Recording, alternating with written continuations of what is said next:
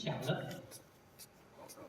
的不厌其烦了，他已经讲的天花乱坠了，他已经讲的不知道汗牛充栋，这谁都能讲。那要庄子在这地方讲啥呢？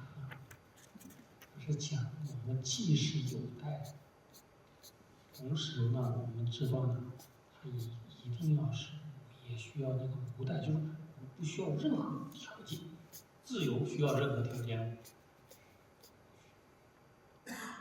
人的自由，人的本身不需要任何条件。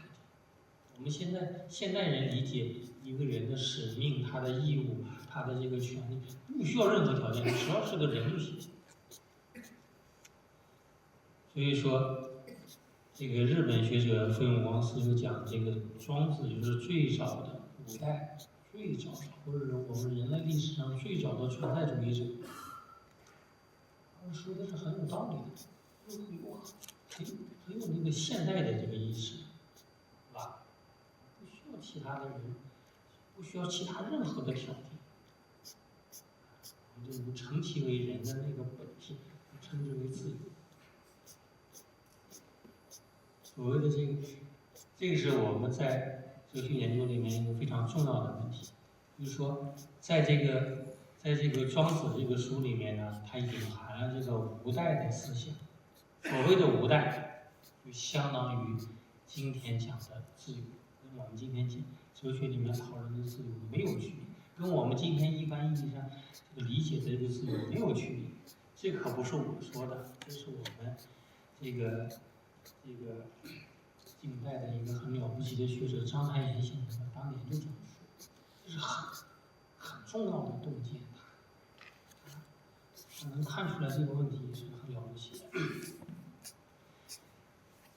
那么这样的话呢，我们就知道了，这个从无上我开始一直到王成，其实他讲的我们怎么能消除把那些有害的东西呢，把它都瓦解掉、解构掉，使真正的我显示呈露出来，把握这个本质。讲到这里，我们说整个体悟论条理清晰，论证有力，它这个思想深刻，你怎么说都可以。它已经到这个地方，已经可以画上句号了。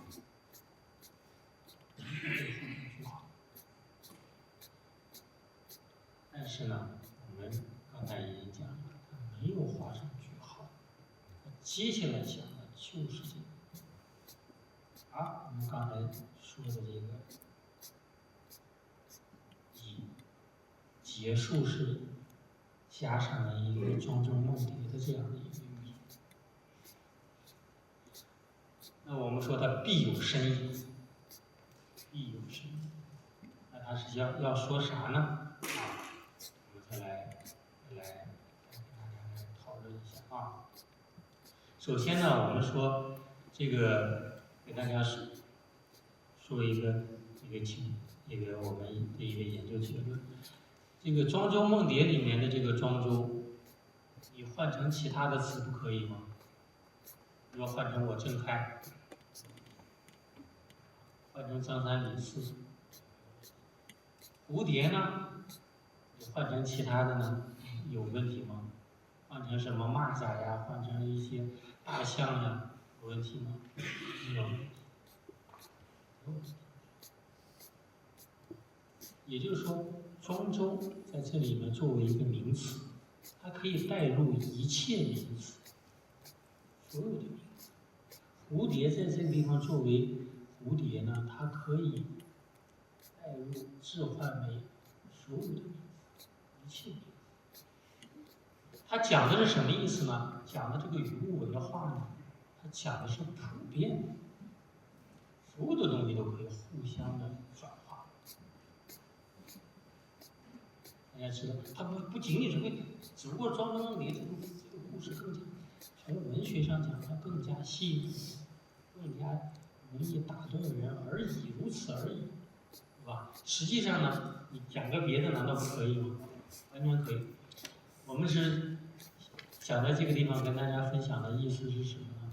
就是说你一定要知道呢，它是这个讲的于物为化，它是讲的互相转化，是普遍的。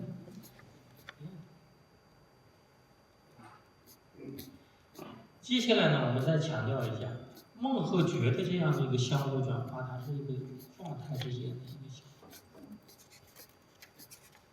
那我们知道这个状态之间的这个相互转化呢，那是无所不在，我们能理解这个原理。但是对于我们的生活，对于我们每个个体的生命来讲呢，有一个非常重要的一个状态的改变，就叫什么生和死。